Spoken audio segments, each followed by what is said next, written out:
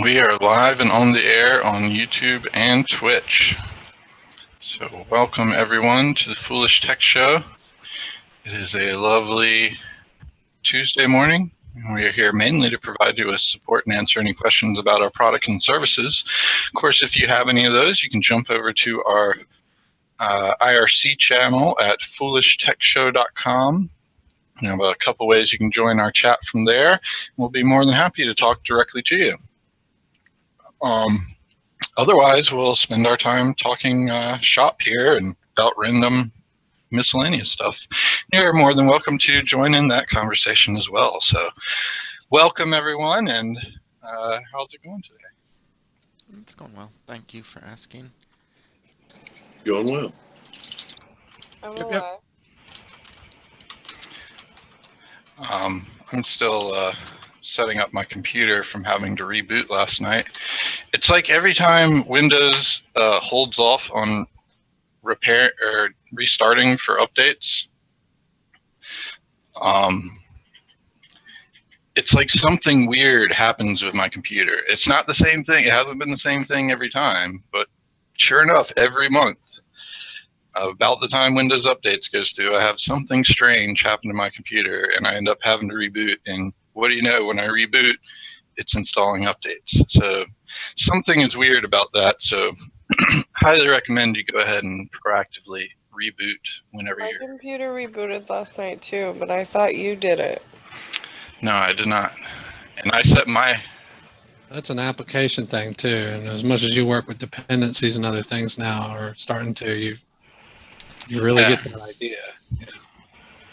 Yeah, and that's what it was. It was actually in my Visual Studios, and it gave me some random innocuous message for something that didn't matter at all, but apparently it would not like it until I rebooted. So, yeah, I highly recommend you proactively reboot your computer, and that happens about once a month. So. But usually when I do restart my computer, I check for updates too, so also a good habit to get into.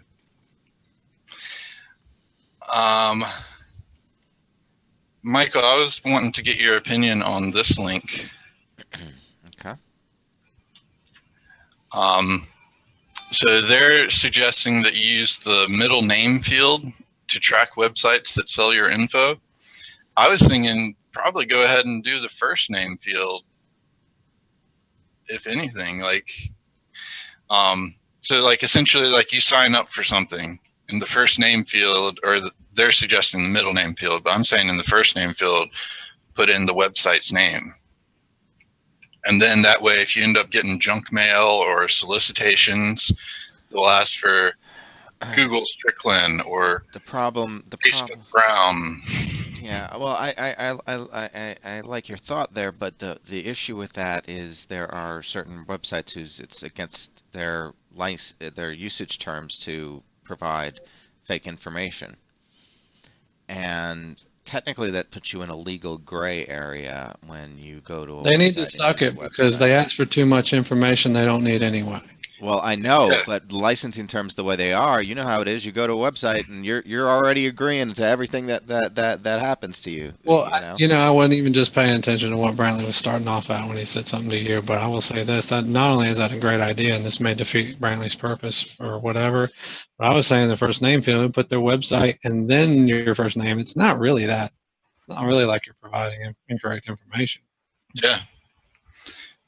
I mean, and honestly, what kind of just providing identifying information for what you? are they going to do? They're going to cut you off from the service. That's the most that they're going to do. They're not going to take you to court because they couldn't sell your information because you provided fraudulent information.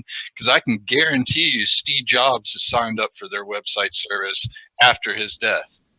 Oh yeah, yeah, we can guarantee that firsthand. Yeah, it happens enough with us. Yeah. Steve Jobs apparently really likes downloading V7 Original Premium, and Apple does not like that. Apple does not like that at all. They contact us all the time. It's like, hey, do you not understand how spam works? Yeah. You don't understand that people use that. Information. Steve at apple.com. Come on. And really, if that was his address the whole time, Steve@apple.com, imagine how much junk mail he would have gotten. Like I if know, that was right? the email address he actually used, come on now. Not even S Jobs. Crazy. Yeah. Yeah, well, I thought that was an interesting idea. And speaking about giving out too much information, I thought this was an interesting article for two reasons. One, I really enjoyed the picture, seeing the Google or the Alphabet CEO, I guess, use a pen and paper. I thought that was really funny. Then Dang. Google's apparently, it's not Google, it's got to be Alphabet. Alphabet has signed a deal with Cuba to sign up to speed up access to its services. It won't help people get online, but it's a start. So, yeah, that's going to dramatically improve their experience over there. Google's going to be caching data locally to the island, not having to go on their somewhat antiquated undersea cables, and it should be a night. I imagine it would be a very much night and day difference. Yeah, if they don't have internet, this is not going to allow them to get internet, but the internet that everybody does have is going to get a whole lot better once this happens. yeah. I mean, unless everybody in Cuba doesn't use Google services, but I find that hard to believe. But I also like in that picture how like all these Cubans are like huddled over top of them, like sign there, sign there.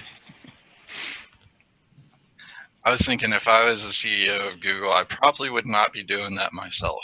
I would probably have someone just signing my name for me.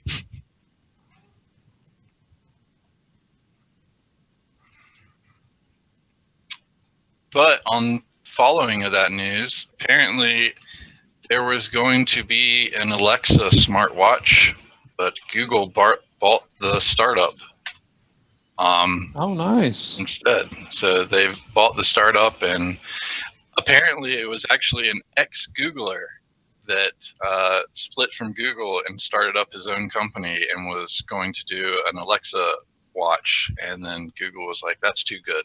We got to take that.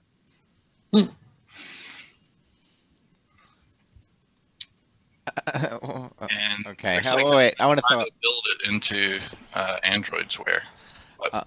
Hey, Quark, okay, thanks for that. I'll take a look at that. But I did want to throw out one thing really quick here. What does McDonald's new holiday cup look like to you? Yeah, I I've hate seen the that Twitter already. link, but I hate to post the Twitter link, but the site I was looking at on, actually the picture didn't look as good. But geez, it does really look like. Goatsy? Do you think that was done intentionally? I guess is my question. No. That was It just was, totally accidental. Okay. yeah, it was accidental, and a bunch of corporate executives that don't look at actual things they signed off on it. Mm-hmm. And yeah, it was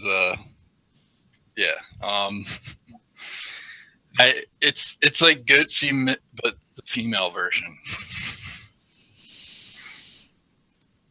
So yeah, not safe for work if you click on that link, by the way. Oh yeah, I forgot to mention that all opinions expressed here are of the own person, not of the company itself as well. You forgot to say that? I thought you.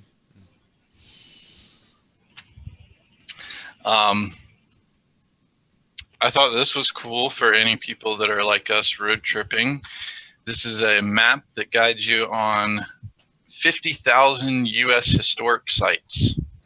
And I can tell you that would be one heck of a Ingress or Pokemon Go extravaganza. But you could use the map for your local area to also find Ingress or Pokemon Go in-game items,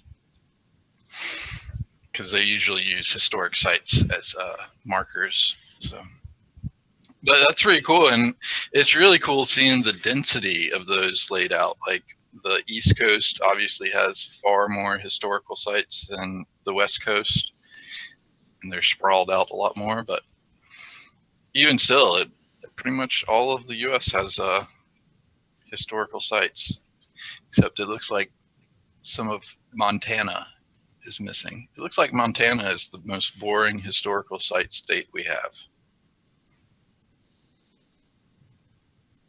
That's interesting. I always considered like Montana like the Wild West stuff, but I guess that was further south.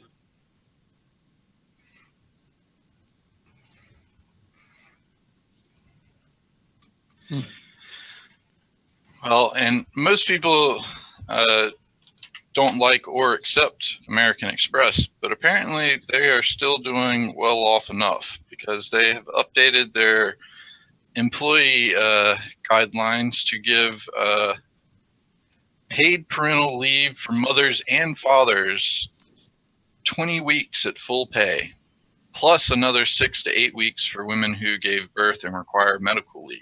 That was American Express, right? Yeah, American Express and full-time and part-time employees who have worked for AMEX for at least a year are eligible.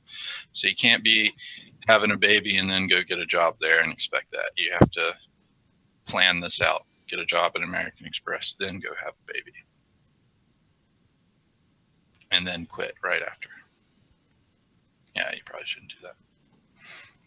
But I thought another little interesting tidbit is that parents will also have 24 access to a lactation consultant, and mothers who go on business trips will be able to ship their breast milk home for free. What a deal there. How do they... Wow, they must have some partnerships.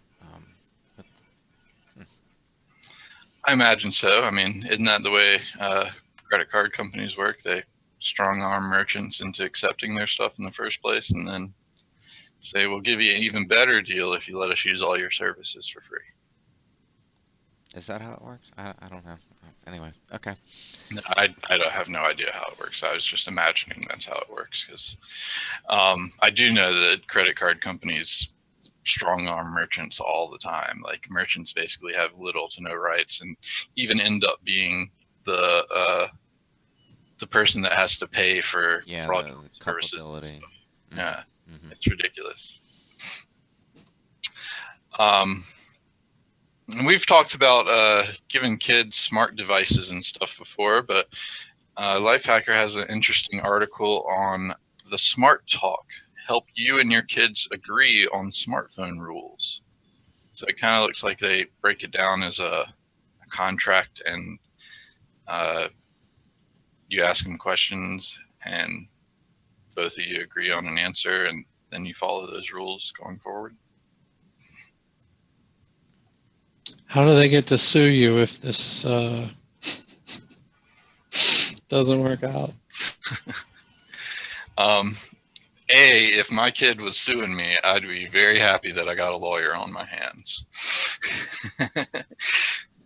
I'd be like, well, now that you brought that up, nope, not going to work. But I'm glad you showed interest because now you're going to focus on that for the rest of your life and make lots of money. It should not be possible for a child to sue their parents. It's not possible. The most that they can sue them for is whatever it is when they separate from their parents. What's that called? Emancipation. Yeah, that's the most they can go for. And then after that, if they sign a smartphone contract with their parents, then they could sue them. But kids have no rights until 18 or emancipation in the U.S. at least.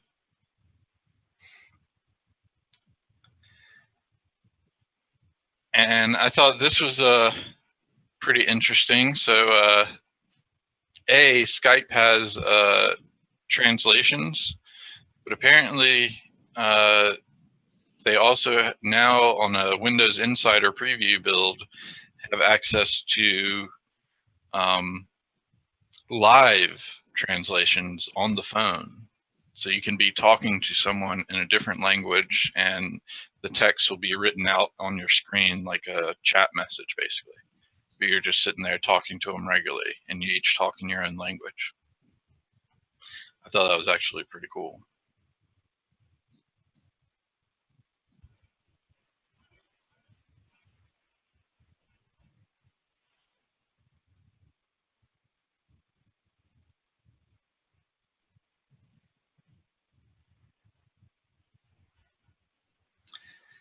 And then I thought this was pretty interesting as well.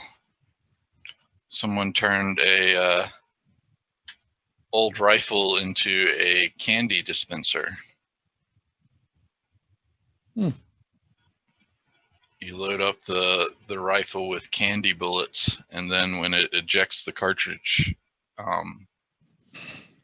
is when, like, you put money in it, and then it cocks the rifle, and then ejects the last cartridge, which is actually a candy bullet, and you get to eat the candy inside. Pretty nifty way to do things.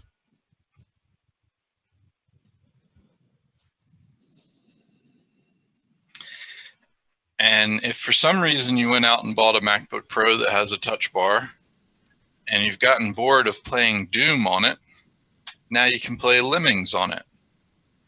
And it makes me wonder if this is what Apple had in mind when they came out with a touch bar for the MacBook Pro, was people putting all these games and stuff on it. Kind of doubt it.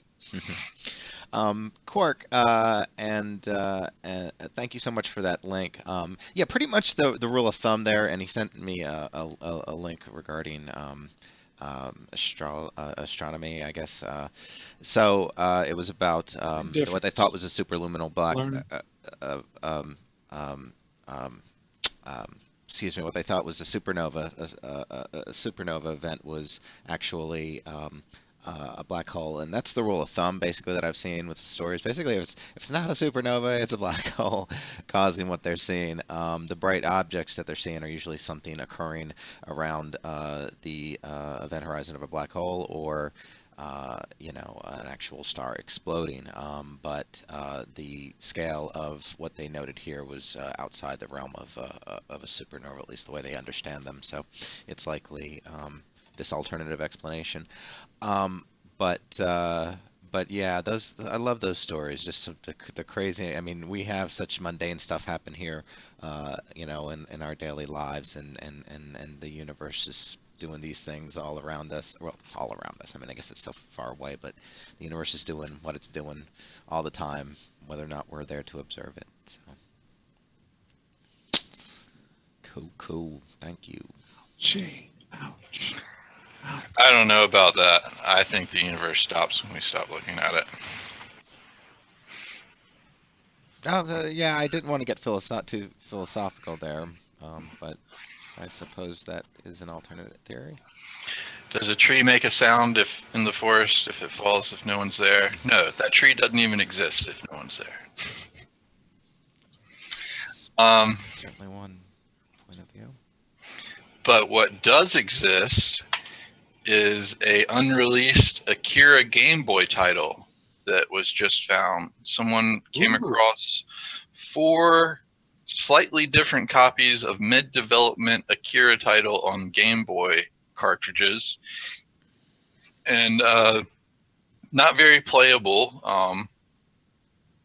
Basically, it's broken into 2 parts: bike-based levels and walking around levels.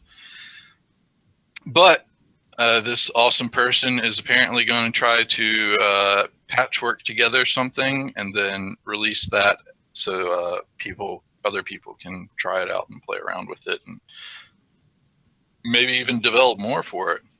But yeah, that would be awesome. Akira was one of the greatest animes ever made, so I still want that bike. Yeah, I love that movie.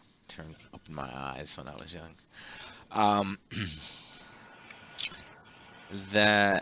So it's not playable in its current state, but hopefully this guy will make it so. Yeah. It's playable, but it's not enjoyable. Is what I would probably say.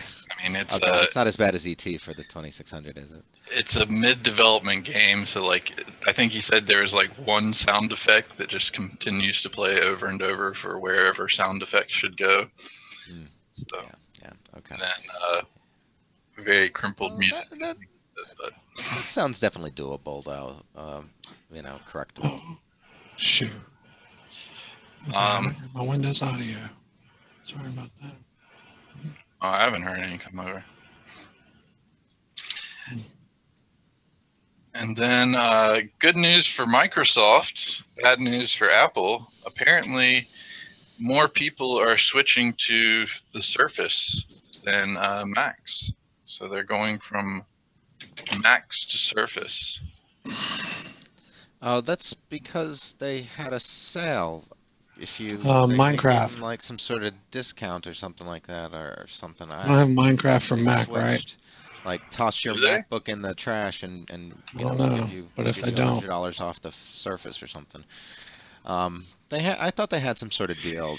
I mean, they act like it's oh they're just flocking out to buy our wonderful product. And that may be, you know, that's possible. Certainly that could happen regularly, but I think it a lot of it is just the fact that they had that offering that enticed some people to do it. You know, it's kind of if you bribe somebody to do something and then say you're responsible for them doing that, you know, take credit for doing that. I mean, otherwise, just because of their own volition, it just it doesn't make sense to me. Apparently, they do have a Minecraft for Mac. okay, then that's not it. I can't tell if it's an actual version or if it's just the Java edition. Unless you can't do all the mods and stuff. I guess if it's that, you can. Yeah, you can do mods and stuff, it looks like. Hmm. Yeah, they got one for Mac because I know they have an official edition for iOS, so Hmm. it's pretty easy to port to Mac, I believe, from that.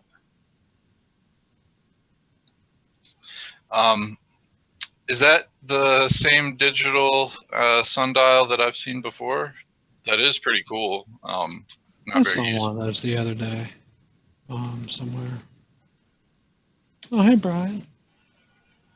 Yep, it is the same one.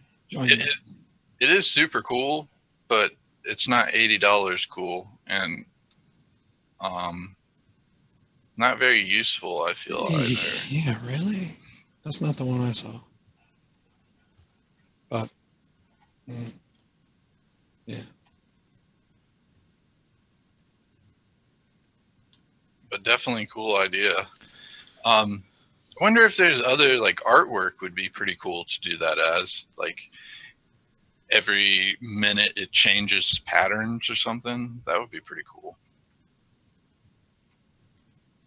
Do some artwork like that maybe.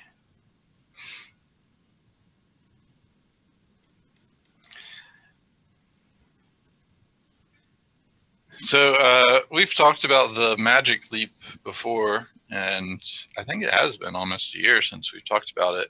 But apparently they are nowhere near anywhere close to ready. So all those cool things that we saw that they said they can do are actually just things that they put together to What hope to be able to do. what was this company again? Who were they? Magic Leap, they were going to come out with the augmented reality version. So like their idea is to sell to schools and stuff. So like you can have kids in a class and study whales and watch an actual whale jump up in the gym. And Yeah, they got too big for their britches, or their ideas and dreams got a little too big for their you know well, abilities. I mean, this article I linked to is the one about the CEO coming back and trying to respond to all the criticism about nothing having come from them after their massive round of funding, which even included Google investing in them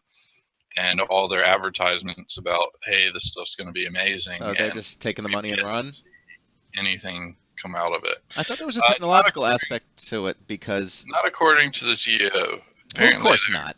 they're about to start testing, but My understanding was there's two points of views. I guess I took a really critical view just there, but there was also a concern that the technology that they're betting on is not achievable by them at any price point that they're able to um, effectively sell it at, and they, you know, promised a bit too much. And it was a technological limitation. I didn't understand the details of that, but it required too much like to implement it anywhere. It required just too much expense. And they haven't been able to overcome that, and so their model might be flawed. In other words, is what I'm saying. I can see that because I mean the HoloLens is the closest thing to this technology we've seen, and what they were suggesting was far beyond what the HoloLens can do right now. And the HoloLens, I think, goes for what, $3,000 a headset. Mm-hmm. So, like, yeah, what kind of school is going to invest $3,000 in even a single classroom? Well, it's going to be, but my understanding is it's far in excess of that cost. It's not just. That's what I'm saying. They do far better than what anything that the HoloLens does right now.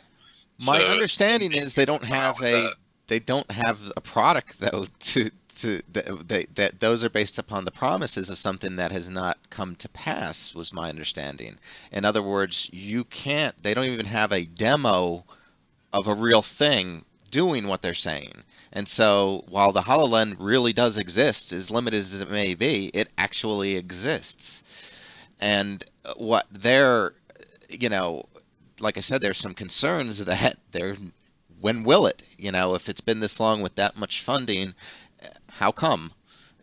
And either one of two things that I'm coming to mind is that there's some flaw in their model and that it's too expensive for them to implement the way that they were imagining doing it, and they haven't been able I mean, they could just waste all the money and build one of them, but that's not, I don't think, the point.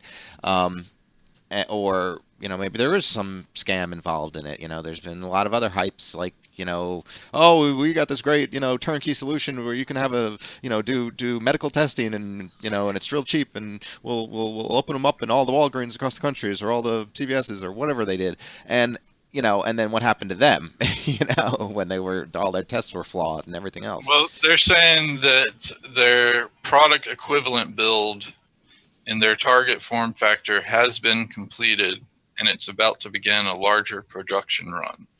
And then I would imagine that's when they're going to do the launch where people can actually play with it. The CEO even tweeted that for our launch, everyone, skeptics and friends alike, will be able to try Magic Leap for themselves. And that was on the 8th. But like you said, there has been actually no hardware shown off to anybody. So we don't know what it looks like or what it's going to be. And they didn't mention a launch date there. How long has it been since they received their initial funding? I think it's been over a year. All right, I just say to be continued. Basically, right now, I think it's too early to jump to any serious conclusion regarding that one way or the other. Let's take a wait and see approach. If they're promising it to deliver within a year. They didn't promise anything. They didn't promise anything at all. Just said when we do it, we'll do it. All right. Yeah, I mean, wait another year. If nothing's come up or no one else updates, then maybe be a little bit more critical. But it's a big thing that they're doing. Nobody said that SpaceX could just overnight launch something to Mars. They had to take a lot of incremental steps towards that goal, as did all the other commercialized space ventures that have succeeded, at least.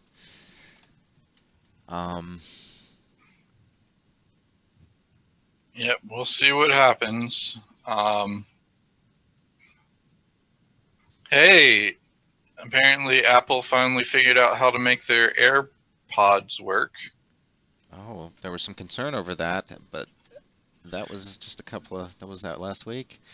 Yeah, you can even get them before Christmas if you act now. Only $159 for. Is that the price that they promised? Bluetooth earbuds. Is that the price that they promised? I think so. It's just kind of crazy, the news cycle, the way it is. So there was all these stories about, they can't get this to work, and actually, there's been an update that it's already past December 29th for the shipping date. So you did order one already. You're not getting it before Christmas. Oh, okay.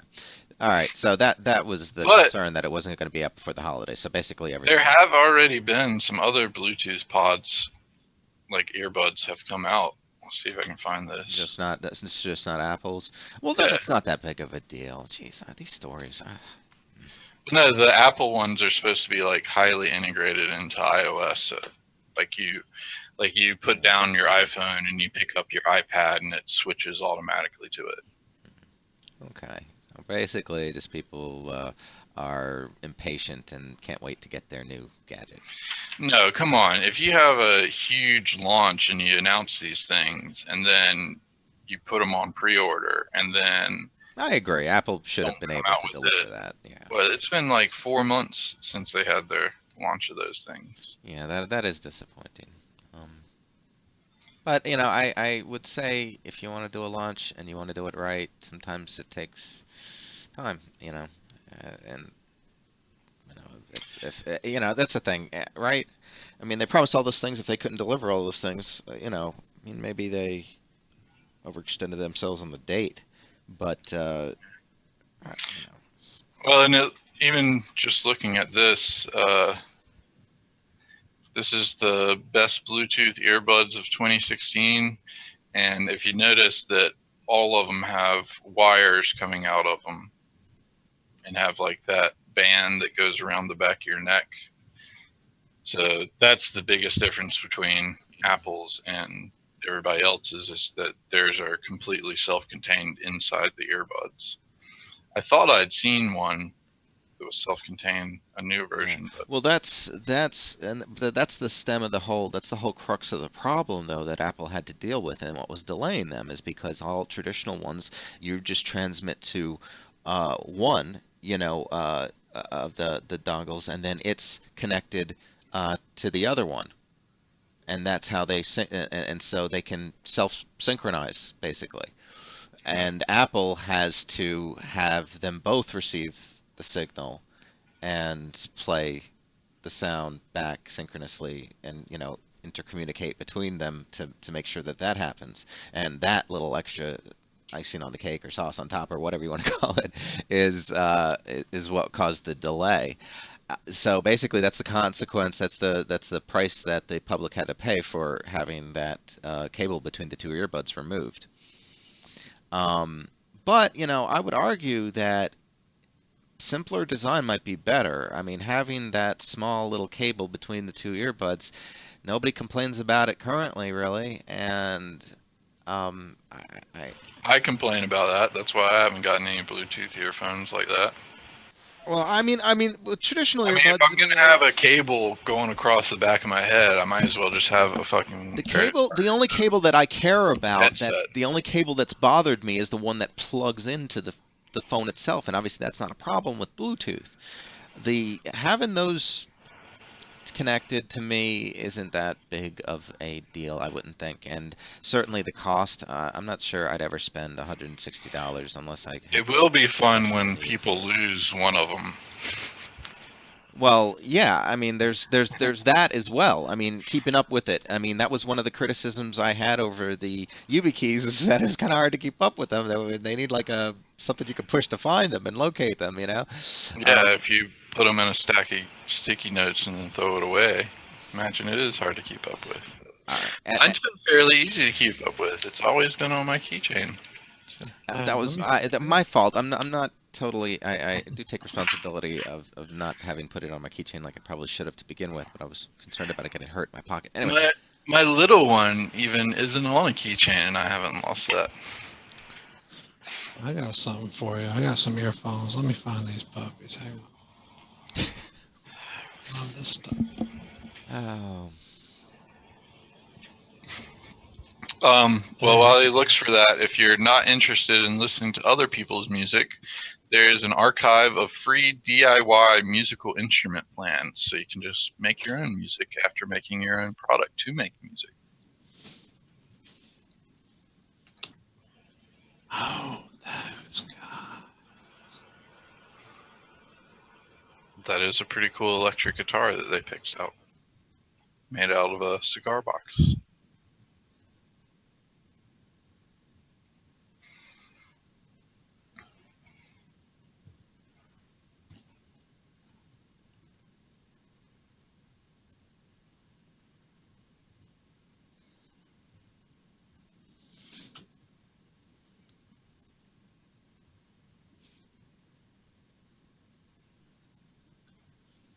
Let's see.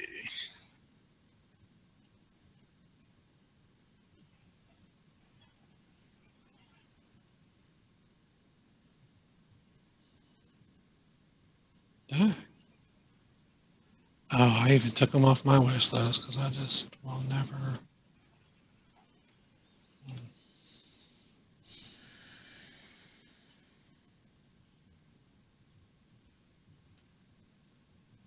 What kind, or do you know the kind or anything about them? I forgot what we were talking about. Headphones, Bluetooth headphones. Oh, those. Oh, wait. Sort of high price to low.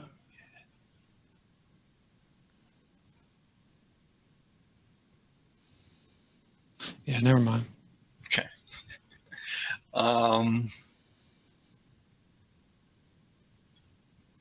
Oh, Diamond's got a cord too. Oh. Oh, well, speaking of those, it is getting cooler, so I'll go ahead and mention this. Because last time I looked, it looked like they had a whole lot more selection, and this is probably one of the best priced ones of these that I've found.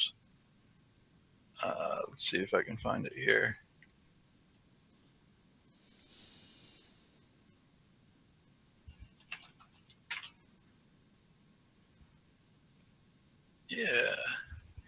Yeah, see, yeah.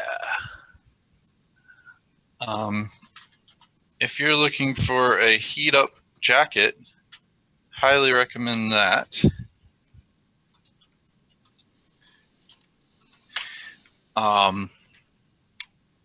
When I got them, they only had large, and I think we need to get the extra large because the large is a little bit tight on me. But it's only $100 for one, and all you have to do is add your a battery pack to it, like any kind of battery pack that you use for cell phone charging stuff. And Johnny and I have one, and we both enjoy them, and they do keep you fairly warm. And comparative to the other brands out there that usually run $200 to $400 for a heating jacket, it's an extremely good price. It's not waterproof, so you probably would want to wear like a windbreaker or something water resistant over top of it if you're going out in the snow and such. But for our purposes, I've really enjoyed it, and everyone that's tried it on really liked it as well. And we used the Anchor 10,000 small battery pack to power it and last for quite a few hours, so even on high.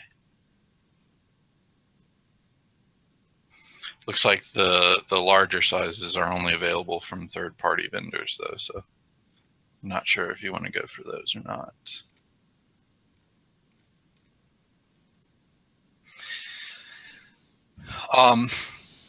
Have you all ever heard of filtering your liquor through Brita filters or any kind of water filter?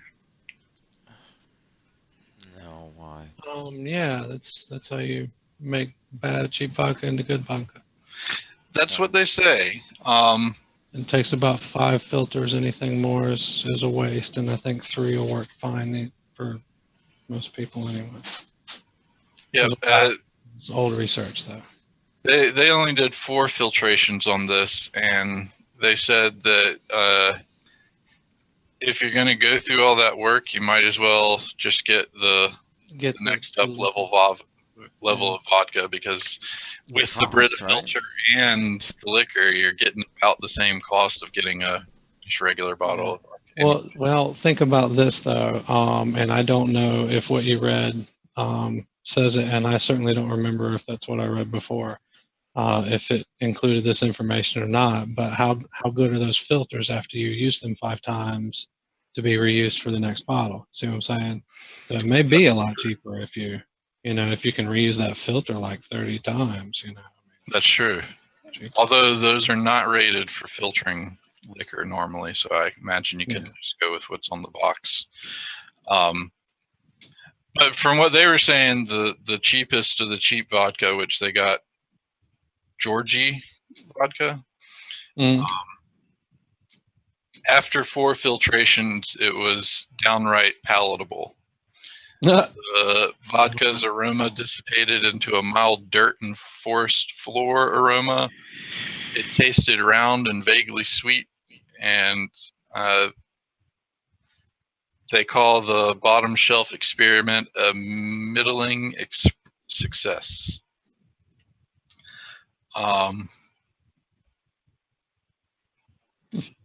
And filtering the next level, the Sky one, was better than its the bottom shelf one, but then not a lot of change.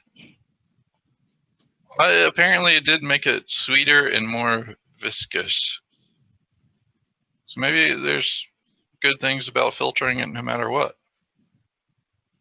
Well, yeah, maybe. Yeah, maybe. Yeah, if you. I had another thought on that.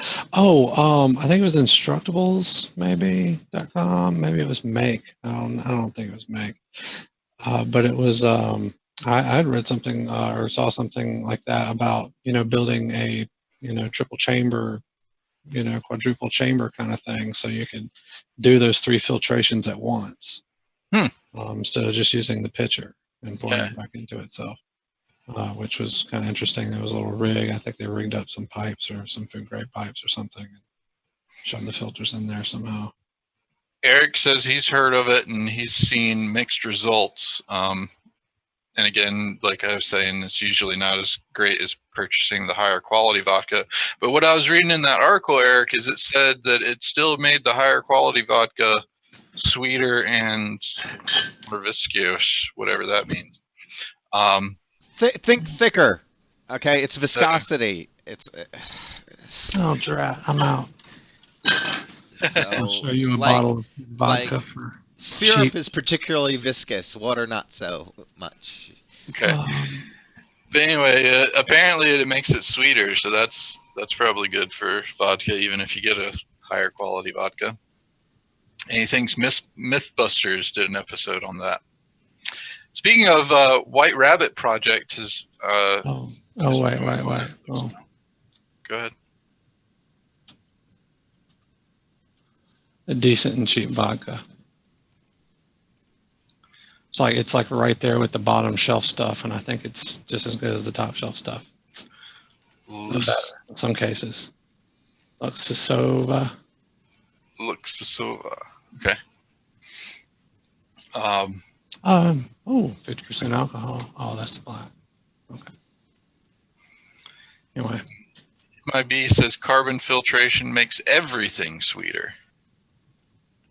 I haven't really noticed my water tasting sweeter.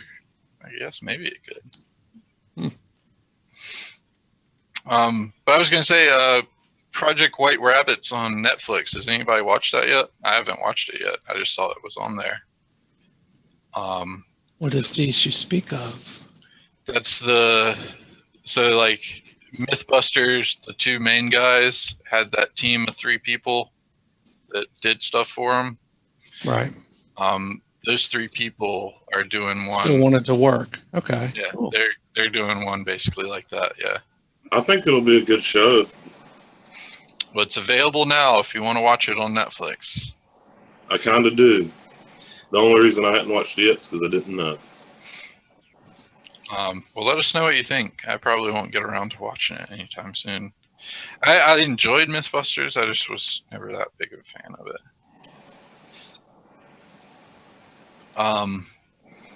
I did think this was pretty cool. This is 6 maps of America's infrastructure, and it's pretty interesting, like seeing the electric grid, basically being able to see where all the power lines and everything go. Pretty interesting. And then they have one for coal, natural gas, hydropower, and wind. Seeing all the bridges is really interesting, especially when you take into account that they show the ones that need repair in red. It looks like most of New York is in need of repair. But I mean, all of the big cities you can see have bridges in need of repair. And then looks like the East Coast is far worse off on bridges than the West Coast. That's probably because they have more bridges. They got one that shows all the pipelines, which is just a crazy mess of junk down in Texas and Oklahoma, it looks like. Just got pipelines going everywhere. Railroads, pretty cool seeing all the railroads and the Amtrak stations. And even being able to see where most of the rail freight tonnage is being shipped to and from. Looks like it's in center of America is where most of the freight tonnage relies. And then airports, looks pretty cool. Flights to and from U.S. airports and how they work. Pretty neat. And then the ports and inland waterways, it's okay. I think they probably could have done a little bit better on that, but still pretty cool. Yeah, if you like looking at maps, there you go.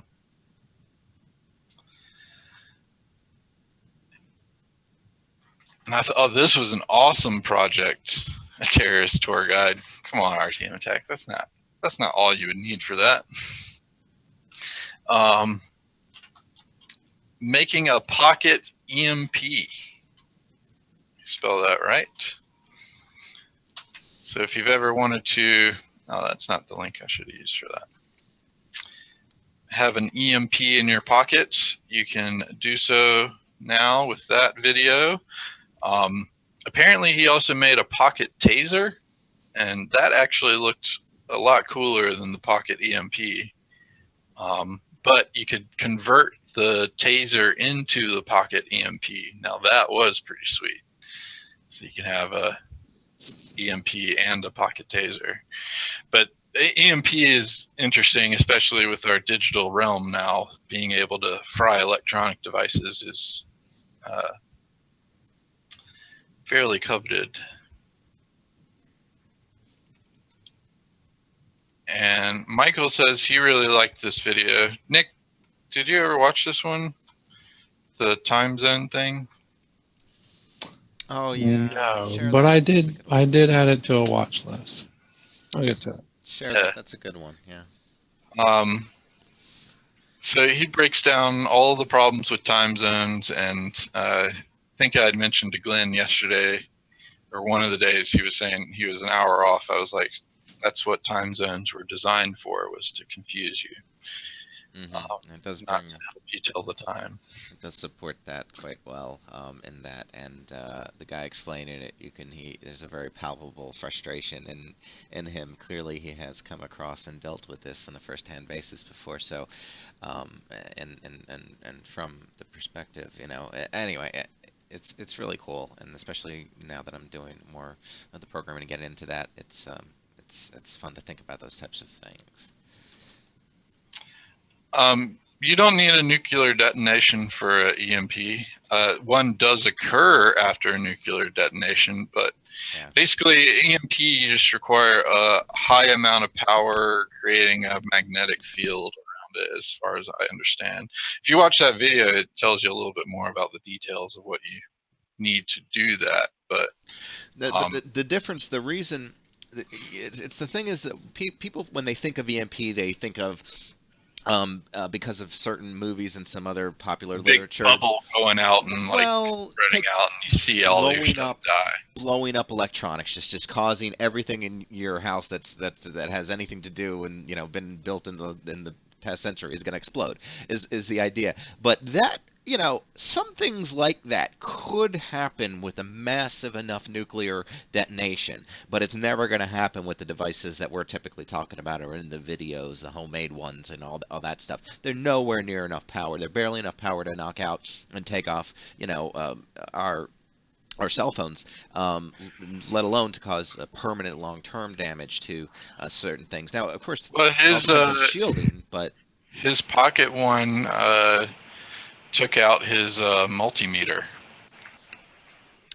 And if If an EMP destroys electronics, that thing is destroyed. It's not Well, coming back. I understand, but there's some videos that are just showing off, the phone's resetting or whatever with the lower powered ones and the cheaper ones. But the point is, though, that going even from what you're describing is to what the movies and fiction kind of describes with the EMPs, the Yeah. supersize EMPs is there's a big gap there in between the two, and I think that's maybe what RTM Tech was probably suggesting. Yeah, definitely don't need a bomb to have an EMP, but it's about scale and power delivery, and certainly a nuclear weapon would have much higher amounts than what we could ever create, or well, not ever, but what we generally would create in these. I want to say that I believe it's the same principle. Like, it's the amount of power behind a nuclear explosion is a lot more than the amount of power behind a battery. So that's where you see the big difference. Yeah. And I think nuclear ones would probably possibly catch fires and things like that inside your electronics, where this pocket one is just going to fry the transistors, like what RTM Tech says. Mm-hmm. Yes, we do have we do have EMP bombs. Not we don't, but America military has EMP bombs. Yeah, EMP is useful. They've noted that ever since. I mean, they didn't really think about EMP offensively until nuclear weapons were tested. But but that was just sort of coincidental.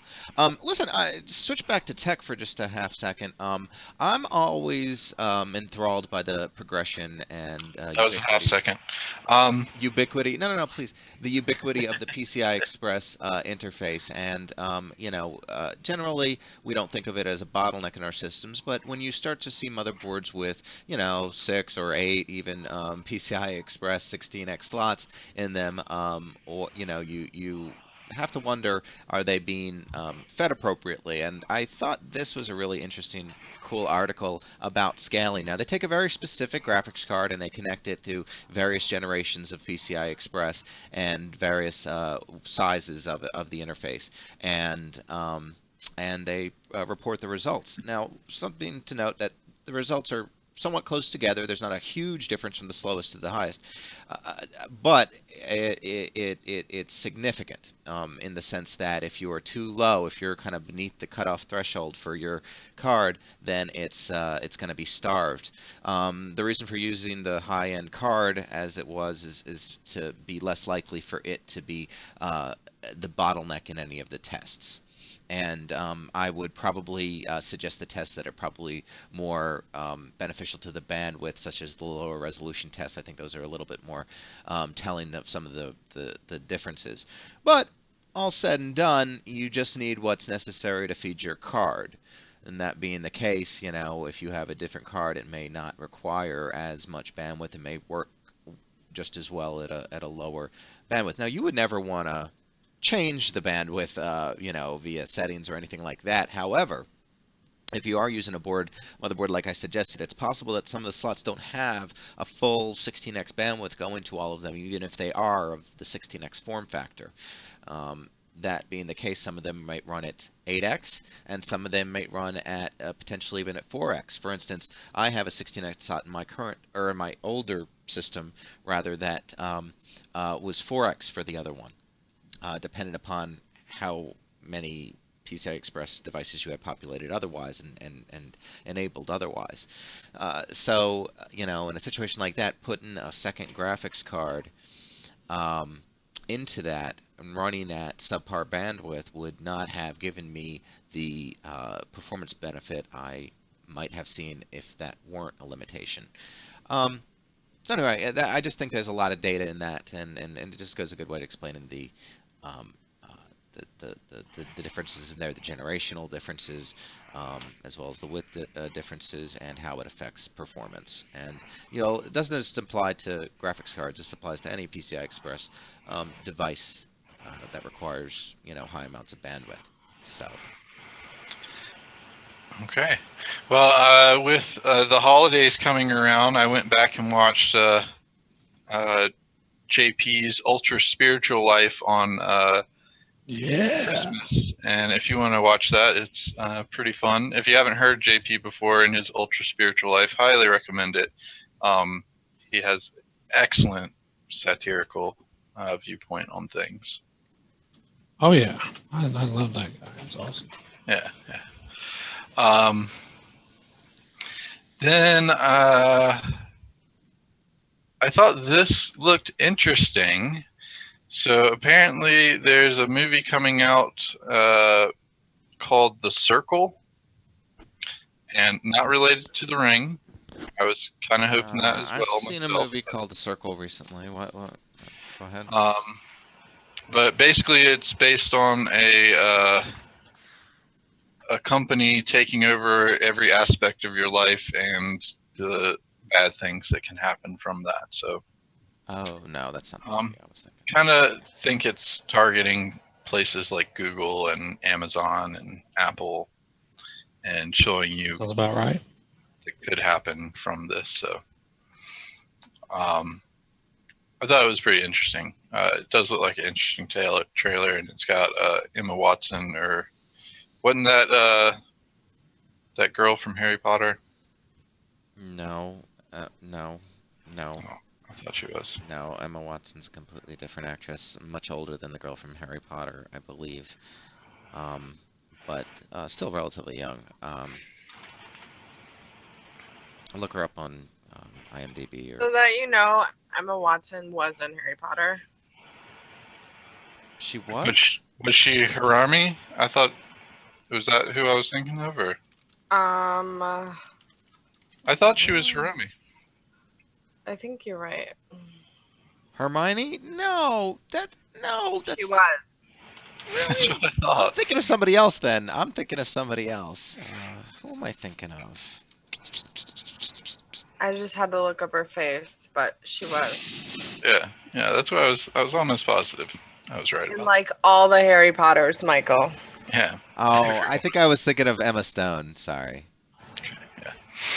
Big difference. Then I thought this was going to be a super funny movie. It's called Fist Fight. It's got Ice Cube and Charlie Day. And it's about two teachers having a fight after school. And it just looks hilarious, as expected, having Ice Cube and Charlie Day in it. So looks like some good movies might be coming out soon. Hopefully. Maybe. Possibly. Charlie Day, he's the one from Always Sunny, right? Yep. One of the main writers and producers of Always Sunny as well. So yeah, there's that. And Brian says it's a remake. The 80s version is two students for Fist Fight. Huh. I'll have to look up that 80s version and see. Man, Samsung just won that battle against Apple and not copying their phones. So apparently they're just going to try to push their luck with the Galaxy S8 because they're going to remove the headphone jack as well. And it'll explode? Unsure. I would hope that if Samsung comes out with any other devices that they make them not explode. Like they go out of their way to make sure that they don't explode. I mean, they've gotten so good at it, they should just make it a feature. That's true. Emergency feature. Someone's coming up to attack you. Back up! I got a Samsung phone. We'll both go down. That might be, geez, yeah, be careful. How would that work in a stand your ground state? Horrible. 3 o'clock high, he says, is that 80s remake. I don't know. The part of the teacher thing is kind of a big twist on it, so should be a fairly good movie, I think. And we are past our hour limit here. So I got one last interesting link if you want to check it out. Apparently they went through and visualized a ton of bird sounds, so you can check out the visualizations of all the sounds birds make there. I thought that was a pretty interesting website. So there we go. I think that should wrap it up for today, unless anybody else has anything they want to drop out there. Mm-mm. Good. Cool. Well, we're going to get back to it. I'm in the testing phase on Crypto Prevent's bulk stuff and working out little issues from there. So hopefully we'll see that come out soon. And we got a few other updates in there. Also updated some white label things, so that'll make it even nicer for that. I keep looking this way because I'm busting butt on that D7X conversion from the D7.2 code still. So Excellent. looking away. And actually, Michael, I was just talking with Michael this morning, and like I said, the Windows 10 thing was detection was a while back. So I was talking with Michael this morning, and something I did earlier was, I want a Windows 10 so bad, So let's just get specific, shall we? And of the varying editions of Windows that the varying servers, server R2, Hyper-V, and things like that, I had about 30 different editions, I think. It was like 30 different editions detected. Previously in D7.2. Previously, yeah, including, Home Pro, server Hyper-V, Core. I didn't actually have Core full, but so now I have 94 different editions. Everything that's documented. Yeah, did you guys know there was 94 specific versions? Yeah, and actually we'll get to that in a sec. And this includes additional things for like debug builds of user user.exe. Double byte character encoding detection, use 32D.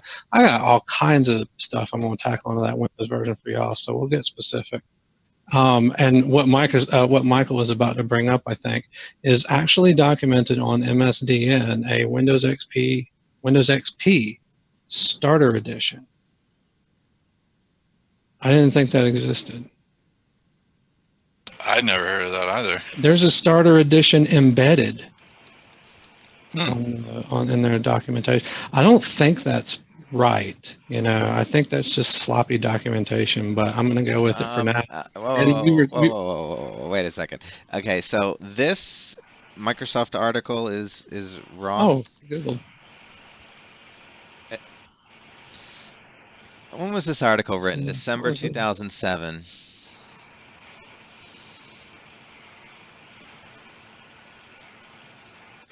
XP Starter Edition fact sheet. See, I thought that was a new thing for Vista. But you're saying it's wrong?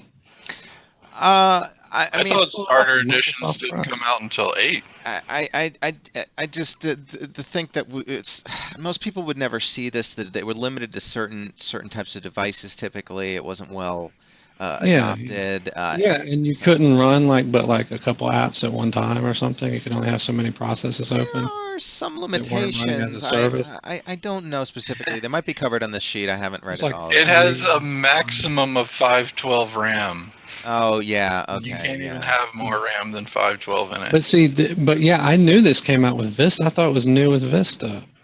But so anyway, as Michael and I were talking, and I even detect Chinese versions, the special builds, not the localization in languages, but I mean the Chinese build of Windows, which is separate from the everywhere else in the world. And there's a European build and a Chinese build, and they're European. There's not according to what I've got. Yeah, the EU doesn't allow the bundling. No, those are the N versions, Michael. Those are N editions. They're not actually. Oh, the N ones. Yeah, you're right. Yeah, those aren't different builds of the OS binaries. Those are the same binaries. They just exclude things during the installation. Those are the N versions. But there's also the E versions, which I assume are embedded But so Michael and I were talking this morning that maybe we should run a contest on the most unique version of Windows. We're going to pluck something out of the list of the 100 that I've got, and with the varying options as well, which double or triple that, and then we'll run a contest on who can come up with a unique. So the proof of that would The be a version. screenshot showing that on a system you have D7X running on. So basically D7X exposing that version number on a machine you've worked on. Now this is not just a random screenshot of the properties of a Windows Chinese version of Windows embedded or something like that. This is going to be something you've actually got your hands on through a client or otherwise. Obviously, don't share any private personal information with us, but I believe a little screen snippet of that information and proving that it's generated through D7X would suffice. I don't think we've gone so far as to discuss what's going to happen when you come across that, but we'll let you guys know as things progress. We'll figure it out. That does sound fun. All right, well, yeah, I think that's...